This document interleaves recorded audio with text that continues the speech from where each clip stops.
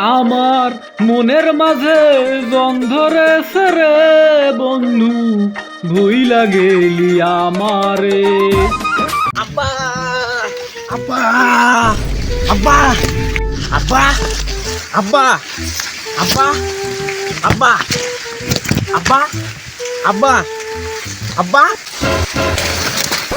কি হল বেটা, এভাবে ডাকাইস কি বলি? আব্বা আব্বা জোয়ারের পাতা ভাঙ্গেন না আব্বা, ভাঙ্গেন না।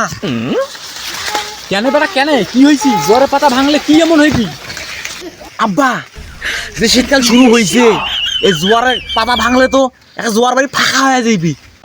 জোয়ার বাড়ি ফাঁকা করার জন্য তো পাতা গিলে ভাঙ্গা হচ্ছে। এ মাথা গরম করিস নিয়ে, কেন ভাঙবেন না সেইটা কখনে খুলি। আব্বা তোমরা বোঝেন না, এই ভুল করা যাবার নেই, জোয়ারের পাতা ভাঙ্গায় যাবার নেই। আমরা জোয়ার বাড়ি খান ভাড়া দেবো। তো জোয়ার বাড়ি কায় ভাড়া নেবে রে? আর জোয়ার বাড়ি ভাড়া নিয়ে আবার করবে কি? কি কবার তো খুলি ভালো করে কও তো। বুঝেছেন না কেন?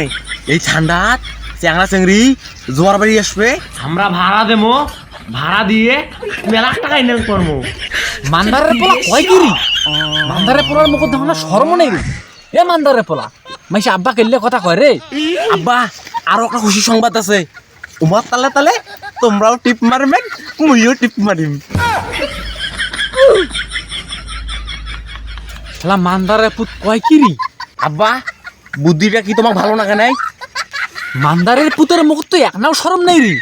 হ্যাঁ কি করে রে? হ্যাঁ বেলে ফিরে আব্বার সাথে বেলে এবার বেলে ফিরে চেঙ্গির সাথে টিপ মারবে। দেখুন এক রে, দেখুন রে।